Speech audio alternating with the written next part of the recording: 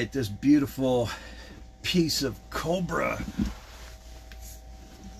lore. This thing is quite something.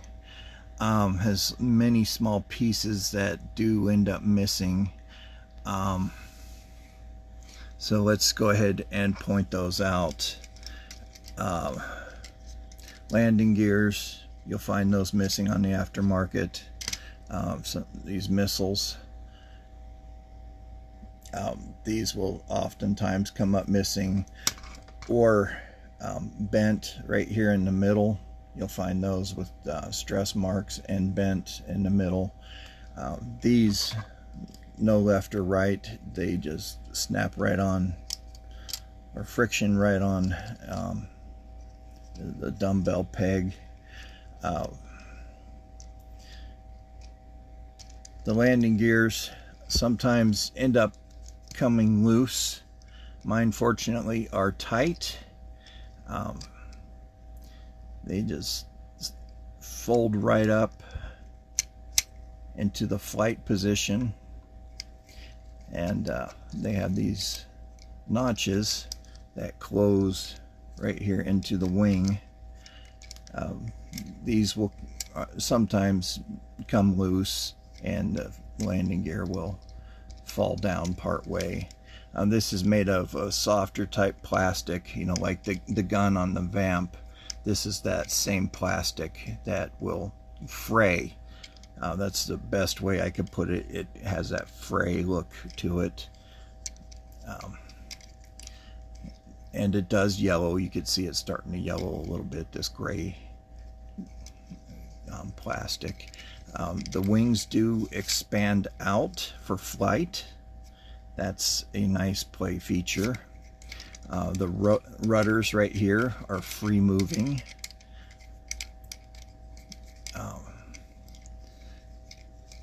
These are the jet, or the air intake for the jets. I'll get that to focus. The front end here, the air intake for the jet engines. A bomb right here that attaches to the back peg, so when you want to use it for the action figure, you just attach the figure onto the slide right onto the back peg, and he or she is supposed to hold on to the handles here. The wheels here on the front are free moving, and I'll explain why this bomb attaches here in a moment. Right around the back here, you still see the rudders moving. The tail fins here to stabilize, and also to protect the pilot from just bump the camera, from the heat of the engines. And tail fins here for more stability, and upper rudders. These will actually work in real world, actually. If they're in the up position, this will cause the claw to go up, and if it's in this position, it'll actually cause the air to push down to move it down. This is often missing on the aftermarket, and that exposes the gun. This is something that I pointed out on the last review that I did. This will work as a weapons platform, or at least we used it as a weapons platform. Had it either sitting like this and stood the action figure behind it, and had them working the machine gun or the laser and the 2 missiles, or had it up like this for anti-aircraft. So that was another feature. I don't know if it was intended to be that way, but that's how we played with it. So drone, the bomb, since it does attach on there, this was intended to be a drone. These things do fly, or can fly by itself. I honestly think in today's world this would work on its own with today's technology. Given the aerodynamics on this, make the wings a little bit wider, extend the tail fins, make them a little bit wider.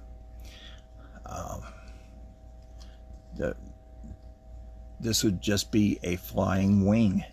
We do have aircraft that are flying wings. Of course, 86, the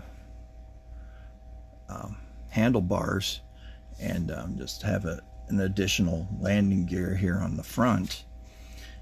And this would be a great drone, and that's what this was intended for. So you not only had a hang glider, but you also had an attack drone for this to fly off into battle and drop the bomb. The flight pod was also intended to be a drone as well. The mine that it carried, that it came with, attached to the seat. I don't have one out at the moment. I should have taken mine out for this review, but the mine attached to the seat and snapped onto the back peg, so it could be a flying bomb. So both of those were intended to be a drone. Looking at this more through the eyes of as an adult,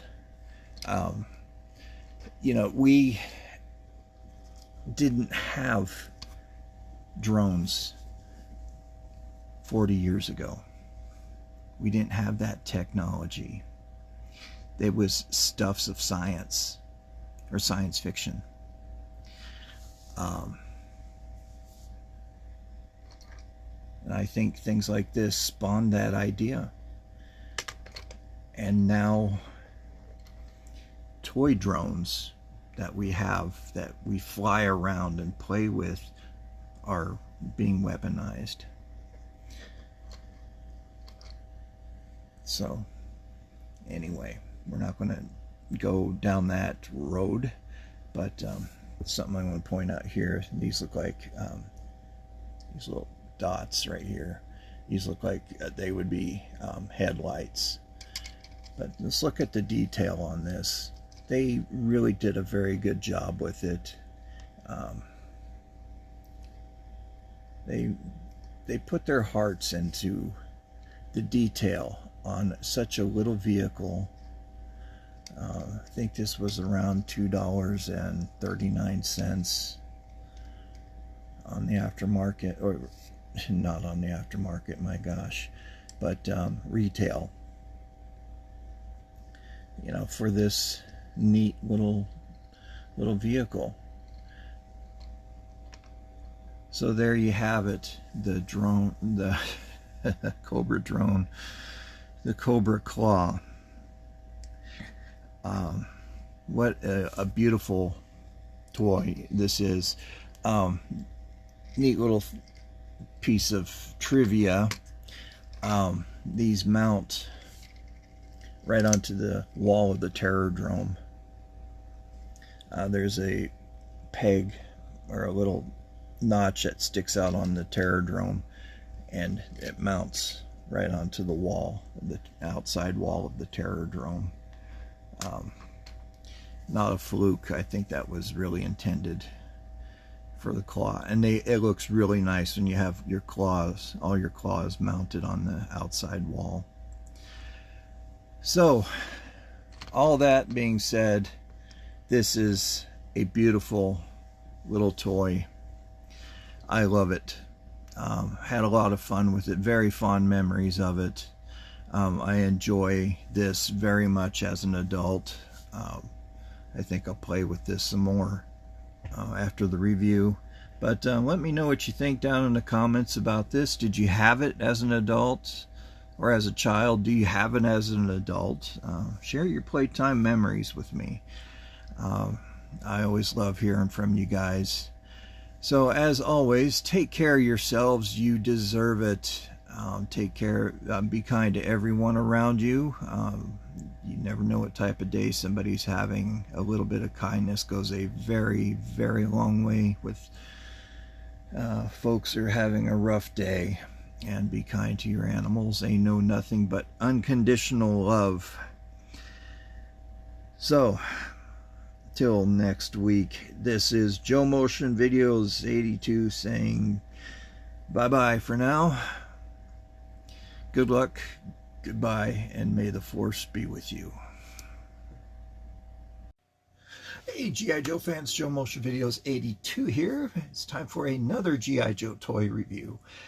Today we're going to be taking a walk back to 1984 to look at a classic G.I. Joe vehicle, the Vamp Mark II. There were some upgrades to the Vamp, which makes it a little bit cooler than the original. And they didn't do very many upgrades with Clutch. They just slapped a tan uniform on him and called him good. So he is Clutch version 2, aka Tan Clutch, just like Tan Grunt that came with the G.I. Joe glider, the Falcon glider, the infamous piece of junk, easy to break, very expensive on the aftermarket Falcon glider. All right, there are two versions of this Vamp. There was one that was released in the mail order catalog. I will pull up a picture of that here in a second. That version is a little bit lighter, lighter color, kind of a sand color. I like that color quite a bit. That one is a little bit harder to find on the aftermarket. Through all my research, I have not been able to find one. So if you do, be prepared to dig deep into your pocket. The only difference besides the color is it comes with water cans instead of gas cans that go onto the back of the vehicle. It does not come with a driver. So let me pull up that picture real quick and give you guys a peek of that one, courtesy of Yojo, or yeah, Yojo.com.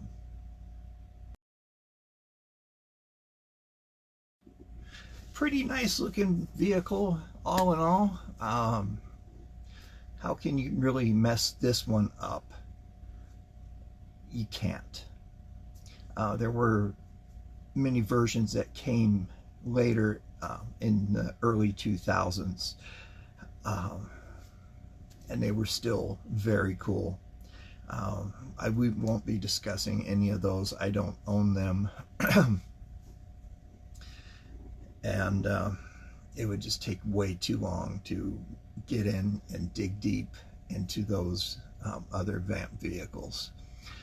I unfortunately don't have any childhood memories of this one. John didn't have this one at his house down here in Arizona. He had it at his house in Colorado with his dad, so didn't get to play with this version. I didn't even see the tan clutch that I could recall, but I did love the Vamp, and I still love the Vamp very, very much. It has to be my #1 favorite vehicle in the G.I. Joe fleet. it's just a very cool vehicle, hands down. It has a lot of great memories for me from my childhood, and I'm sure as it does for you guys as well, who had the pleasure of getting to play with it as a child.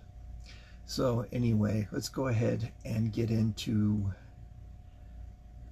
this review and take a look at this very, very sweet vehicle. Here we go. All right, so here it is, Vamp Mark II with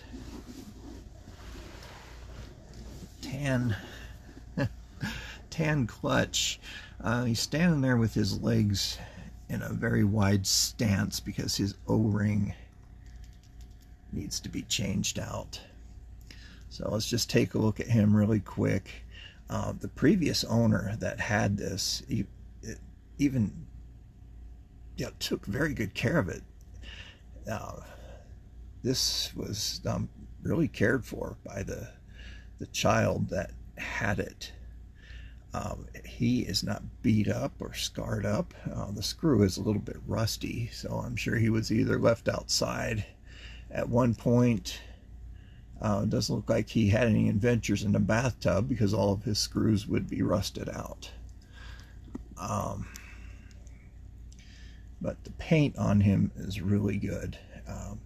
So you have all your typical body parts on him for the time period that were borrowed and traded and swapped out amongst all the other Joes.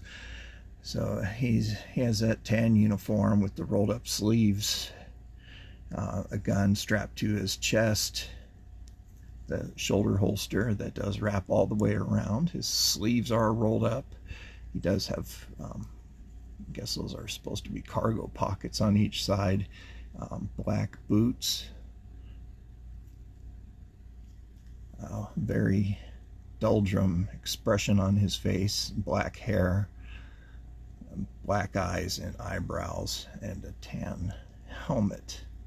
In your typical G.I. Joe style helmet. This looks like more modern day Kevlar helmets that were worn by soldiers.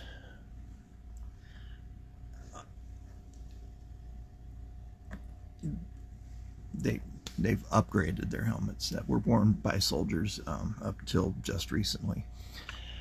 Okay. So the Vamp, let's take a look at it starting from the front. The changes that were made on this one, the tarp or tent was put there on the front. Still has the shovel. It has a push bar on the front with some headlights. Sometimes these are broken off. Watch out for that. It has the stickers. Has stickers on the front for headlights, and missiles do easily fall out, so be careful with that. I will just take those guys out.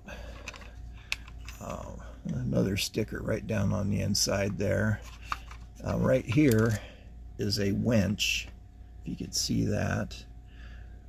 Very dusty. I'm sorry I didn't get a chance to, or I did get a chance to dust it. I just couldn't get down in there into there. See, as I pull out this little fancy duster. Yeah, I'll just run it under the faucet.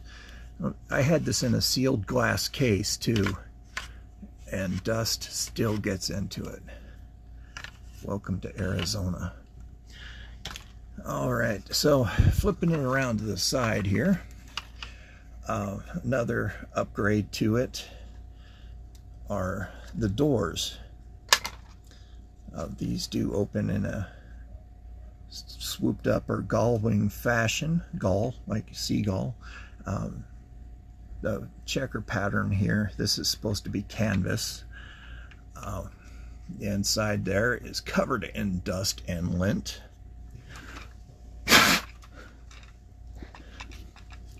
There we go. Little insignia there, scorpion with a stiletto run through it. Does kind of look like a scorpion with the rocket launcher on it.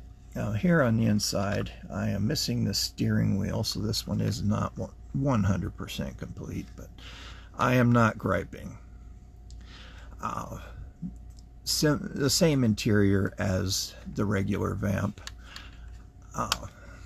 Then you have your top canvas cover here, and these roll back. Just like on the old Geo Tracker. I used to have one of those, and I would roll back the top whenever I had a chance on a nice cool morning. Here on the back we have the stickers for tail lights and the fuel can or water cans. On the other one, it's is gas cans on the mail away version. I apologize. These are water cans. This is a desert vehicle. So you have water can 1 and 2, and 2 stickers here. It's a stand away. Does have your typical tow hook, and then you have looks like a little cooling system here on the back for your rocket launcher, which replaced the cannon for the Vamp. This does rotate 360 degrees. It is made of a softer plastic, so be careful with this. A lot of rotation, and if it's harder to rotate, I would recommend that you do not rotate it so much, because it will grind into that plastic and make it weak and just cause it to fall apart. Each missile right here, they're all the same. Looks like they were numbered. You know, I've never taken the missiles out. No, they're just called ROX 5 missiles. I've never taken the missiles out since I bought this several years ago. Yeah, they just slot right into the rocket launcher, the missile launcher. Right there into the box. He has 4 of them. Pretty nice. Here on the other side, this door, you can see, is broken. It's very common with the softer plastic for these to be broken off. I had a Cobra Stinger that was like that. Had the broken door clips, so I just knocked poor old clutch right off the desk.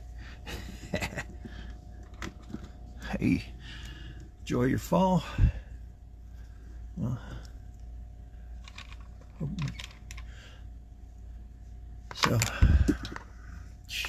boy, this just does not, this isn't my day for reviews. I'll leave all those gaffs in there. So here on the bottom, you can see it's just, this was molded plastic. The wheels are on a single axle. These are hard plastic wheels, free moving, which is very nice. And I talk about this a lot. Vehicles that are free moving, they got a lot of airtime with me as a kid. I would take these and build a ramp, my friend John and I, or even myself at home. If I had a free moving vehicle, I would jump it. Even those cheap little plastic ones that you would find, you know, at Kmart or, you know, even in grocery stores. Those were good substitutes for me for Joes. They were a little bit big, but I didn't care. They fit a Joe just fine. So there you have it, the Vamp Mark II and clutch version 2 or tan clutch. Great little vehicle this is. So the original retail price on this was $6.80 some cents, according to yojo.com. That wasn't too bad for 1984. That was slightly above minimum wage. So maybe an hour and a half to approximately 2 hours worth of work to buy this. But still, I mean, looking at it and in today's money, $6 is nothing. I mean, that was like 15 cents back then. This is, well, 15 cents was still quite a bit. You could buy a lot with 15 cents back in '84. But anyway, you know, it was pocket change, I should say. It's pocket change in today's world. So this is, it's just a beautiful, that blasted door does not want to stay on. This is just a beautiful toy. I really enjoy having it in my collection.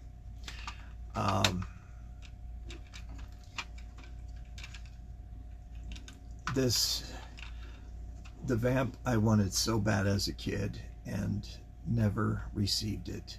I didn't really start getting large vehicles until about, gosh, 88, 89. I was almost, well, I was really too old to play with toys. But I was collecting them, so my parents still bought them for me for Christmas. My little brother played with them. Oh, but the missile box does raise up like that. So anyway, this is one I missed out on. Have it now as an adult, and will not let this guy go. Staying in my collection. So anyway, let me know down in the comments what you think about this. Did you have it? Do you have it? You know, share your thoughts on the Vamp, version 1 or 2. Love to hear from you guys. That, like I say in all my videos, it's my favorite part of this show. Best part of the show is reading the comments. I really enjoy that, and getting back with you guys on that. May not be right away, but I do answer the comment section, so please leave me one. Keep them clean though, please. This is a family channel. So anyway, you guys take care. We'll see you next week for another G.I. Joe toy review. Until then, stay safe, stay cool, stay hydrated. Very important during the summertime. Have fun. Take care of yourselves. You deserve it. Be kind to everyone. You never know what type of day someone's having. An ounce of kindness goes a very, very long way. And be kind to animals. They know nothing but unconditional love. See ya. Oh, hey, check out my eBay page. Joe Motion, or not Joe Motion. Lord Byron 1.0. I have some Joes up for auction. So, anyway, we'll see ya.